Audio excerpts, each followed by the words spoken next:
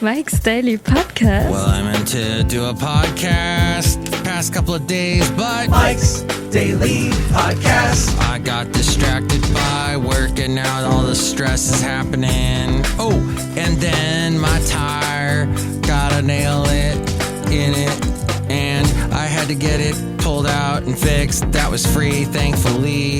I am so happy about that. Yes. Thanks for listening to today's podcast. Somewhere in Podcastro Valley 10. Mike's Daily Podcast. The last place on earth. This may or may not be the last podcast for a couple of weeks because I am off Mike's to Florida, Daily then Tejas Podcast to see family and relatives. Yeah! And I'm now going to tell you that since we're getting closer and closer to the departure time, stuff is starting to get stressful and a little rattled and I don't know, you know, that kind of thing. You know what I'm saying? You know how it is. Like, for example, out of the blue, I lost something and I have no idea where it went. I have turned everything upside down. The room that I had it in, it's gone. I don't know where it went, and I am like just mystified. I am seriously thinking there's a ghost that pulled it into a different dimension. It's that kind of weird. So that added to my stress today. And then what else? And then there was, this week, last night out of the blue, all kinds of weird stuff. Last night, out of the blue, my car has a check engine light, but then it went away today. And somebody told me, oh, no, that's normal with Hondas. Oh, great. Thought Hondas are supposed to be these indestructible cars. And then, last night, we caught Pete the Possum. Pete the Possum decided to go into the house. And here's today's podcast picture. Well, he's gone into the house a couple of times. And then a few nights ago, he actually walked into the house and was sitting on top of the clean dishes, in the clean dishes tray. So at that point, we were saying, my lovely lady friend and I, yeah, he's got to go. So we have a trap. We trapped him and released him out in the wild. And I hope he's okay. Now, this would never have happened if I had still the late, great Basil the Boxer. But, yes, unfortunately, he's gone. But, Basil, you would have scared that Pete right out of there. Yes, you would have. Cats don't do quite the same thing.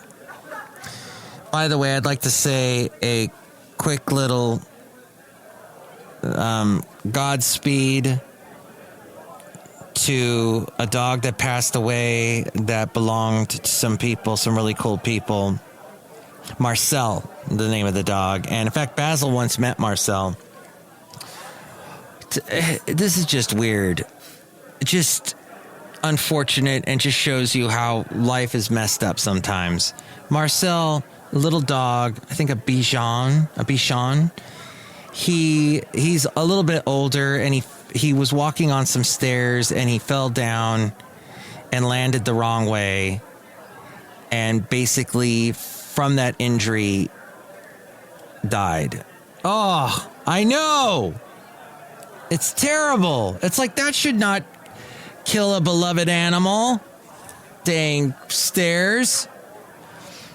It just goes to show, just be careful with your dogs. Don't get them too riled up. You know, it makes me think, now that I'm thinking about it, that Basil one time got really riled up. He ran down the stairs to see me, and he actually fell down. I freaked out. I was like, oh, and that he was fine. He got up and he wasn't limping or anything. But dang, you know, he was not. I mean, he was an older dog at that point.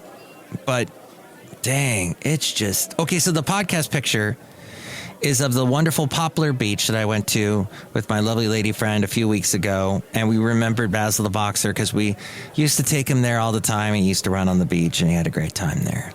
And we were just remembering him. And see that picture at MikesDailyPodcast.com. The weather was a little bit hazy. I'm sure today would have been a beautiful day. Maybe not. I don't know. There's still a lot of smoke in the air. But yeah, I'm just trying to get ready for this trip and all kinds of stuff happening. And it sucks because it's keeping me from getting prepared for the trip. Because there's lots I got to do. And yet, as we get closer and closer to the trip, there's more and more things to do. It's just annoying. So how on earth did this object just suddenly disappear? And how am I going to find it? Everyone misplaces things from time to time, but that doesn't make it any less frustrating when it happens to you. Berating yourself for losing track of an item and wasting time with haphazard searches are normal responses, but they won't help you get any closer to recovering the lost item. So you need to stay calm, review your actions, and do systematic, thorough searches in the places you think the item might be to find it as soon as possible.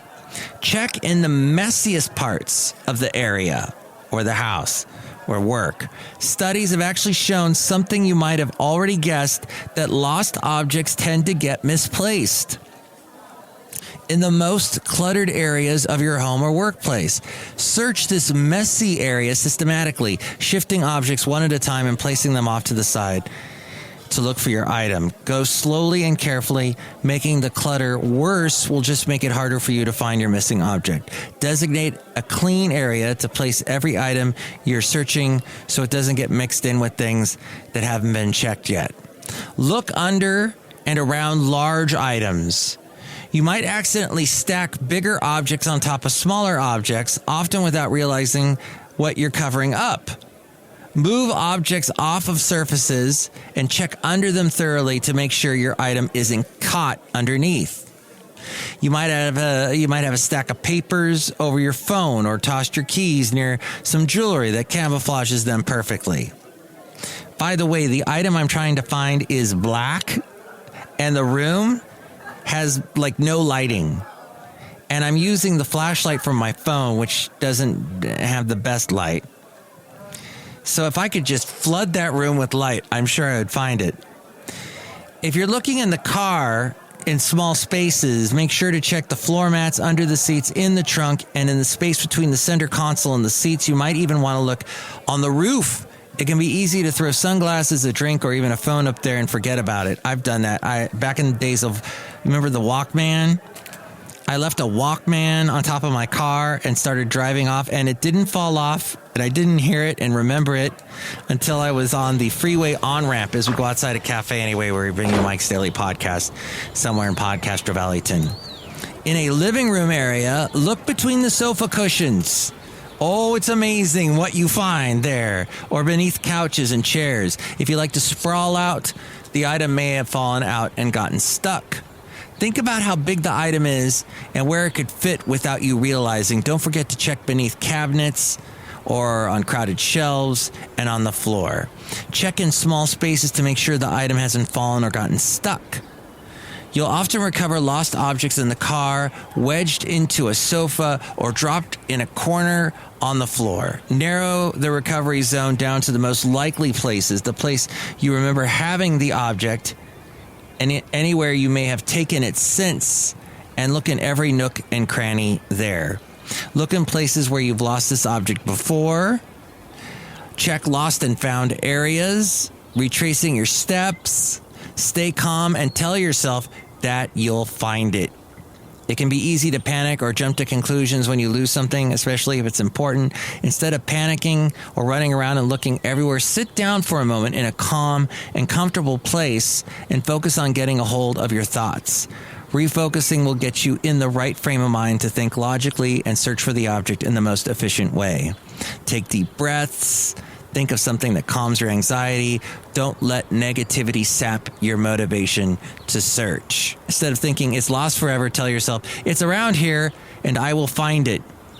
Close your eyes and try to remember the moment you misplaced the object. From a mental image of the moment when you last saw the object, what were you doing or feeling? Add as many details as you can, even if you think they're superfluous. Making your memory as rich as possible and will help you access details that might be the key to finding the item's location. Remember, you were there when you misplaced the object. You have a memory of its location, even if it's faint. Stay calm, close your eyes, and think back. Recheck the area where it's supposed to be and its immediate vicinity. I've done that. Look at the place where you last used the object. I've done that. Make sure you're not looking right at it. That has happened before. Ask for help from friends or bystanders. In fact, that's my next plan of attack. Call the last place you had the item if it was lost outside of your home. Before you start making calls or racing back to other places, search your immediate surroundings as carefully as you can. You don't want to run back to your work only to find that your wallet was in the car the whole time. And then there's ways to keep your objects lost, like make objects stand out so you won't lose them as easily, attach a tracker to important items and an app, make a mental note every time you put down an important object. That's interesting. I don't know if that's... I mean, that would maybe work. That's a lot of extra mental energy with all the other stuff you're doing to do that as well, but that's a suggestion. Check for important objects before you leave a room or a car. Keep your space neat and orderly to reduce the chances of losing something. This all from WikiHow. WikiHow.com. Hey, we're outside a cafe anyway, somewhere in Podcastro Valleyton. Wasn't that picture of Basil the Boxer so beautiful from 3 years ago when we went to Mendocino? Oh, gosh, he's so cute and wonderful and just great in that picture. My lovely lady friend and I had a wonderful time on that Portuguese beach 3 years ago. Look who's out here. Hello, Mike Matthews. It's Chely Shoehart, gift shop supervisor. I don't lose anything, Mike Matthews, ever. Not even your snow globes? We don't have snow gloves anymore. Oh, okay, maybe that's why. Who else is here? Oh, Mike, this is Floyd the Floorman. And this is John Deere, the engineer. Mike, you just need to retrace your steps. And happy October. Yes, it's October! October. Thank you, John Deere, the engineer. Next show, it'll be the wonderful Benita, the Disgruntled Fiddle Player, the Brewmaster. I will try to bring you a new show before I leave on my vacation. But if I don't, I hope to bring you a new one again soon, refreshed and renewed, and hopefully I'll find that dang thing that I lost. Ooh! Also, don't forget, tomorrow morning, between the hours of 9 a.m. and 4 p.m., you'll be able to hear me on a radio station in the Bay Area and online. The link is at MikesDailyPodcast.com, but I am only on from 9 a.m. to 4 p.m. tomorrow, so definitely listen to that radio station. I'll be playing some fun, upbeat music. And you can find out more about that at MikesDailyPodcast.com. And call me, tell me what you think of anything we covered today. 336MM Daily, 3 plus 3 equals 6. MM as in Mike Matthews, Daily as in what this podcast will try to be, but is probably going to be interrupted for a couple of weeks. I hope you understand. And that was FM episode 2315, 2315. Mike's Daily Podcast is written and produced and performed by Mike Matthews. His podcast is super easy to find. Download or listen to his show and read his blog at MikesDailyPodcast.com. Email Mike now at MikesDailyPodcast@gmail.com. See you tomorrow. Bye!